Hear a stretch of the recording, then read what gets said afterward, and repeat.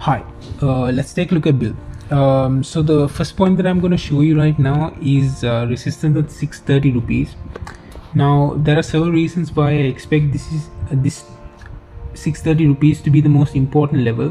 One is that it's resistance from several bullish reversal patterns that I'll be talking about in a while, and the other reason is that it is resistance from candlesticks. Now you can see from the chart that once prices broke below the 630 support level, prices have tried to push above it, but eventually failed.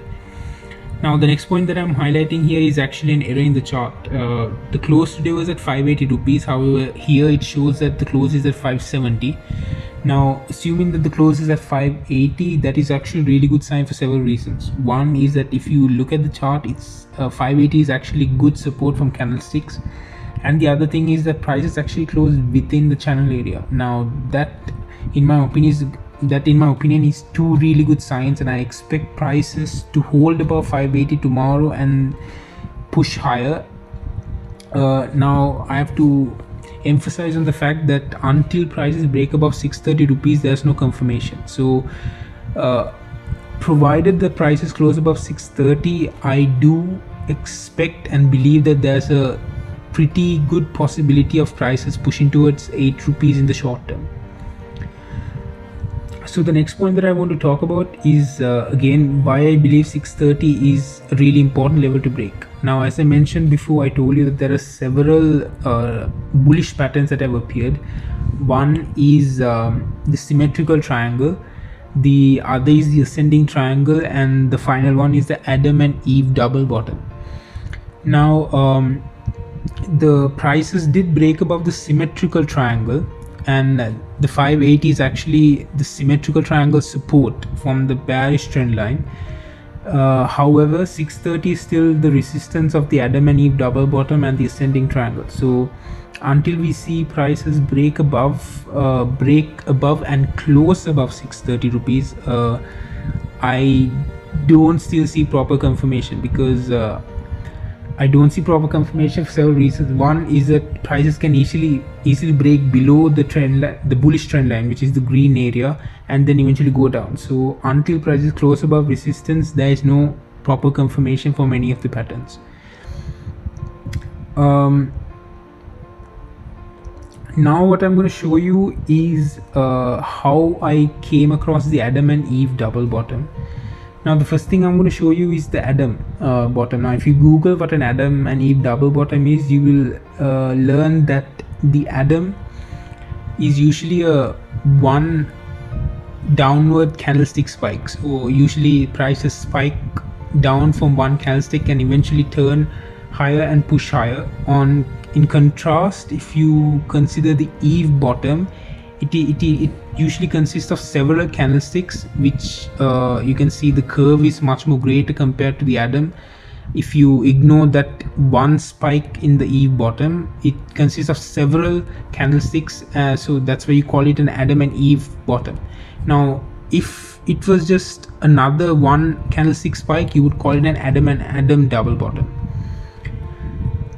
Okay, so the next thing that I'm going to show you is I'm going to draw a few trend lines and show you exactly how the entire Adam and Eve double bottom pattern consists of. So the entire area is marked by the trend lines. Now I've drawn 4 trend lines which completes the entire pattern. So which is also why I expect prices to find support at 580 and eventually break above 630 tomorrow, most probably tomorrow, or maximum day after tomorrow.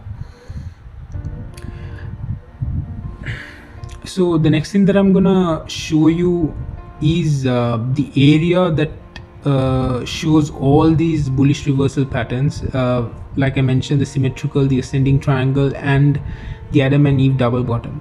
So it's actually a very everything is in a close area, and that's why it's really, in my opinion, a very strong bullish sign, is because in one complete area you find 3 really strong reversal patterns.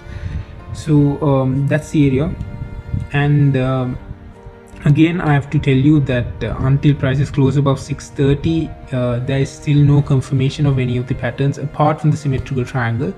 So keep that in mind and manage your risks properly and have a stop loss in place in case the trade goes wrong. Okay, so another thing that I want to highlight is that a good stop loss point is around 550 to 540 rupees. That in my opinion, if prices break below that level, I expect bill to probably trend lower. So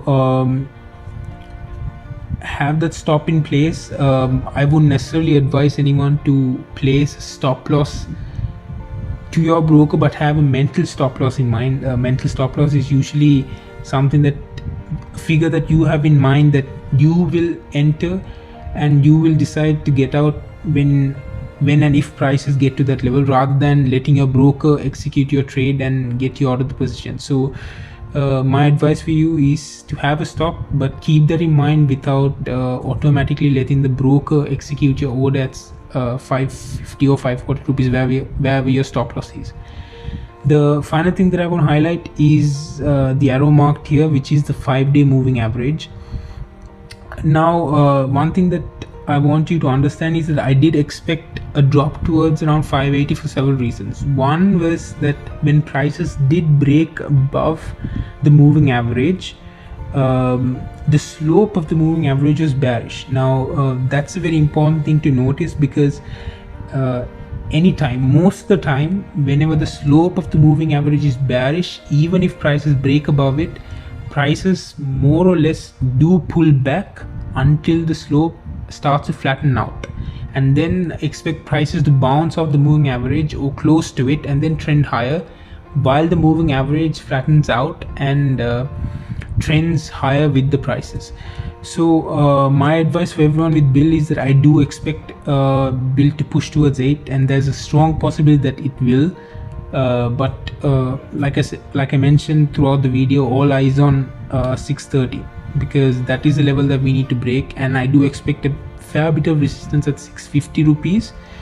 But however, apart from that, any break above it, and I do expect to see 8 rupees soon. So good luck, stay safe and trade smart.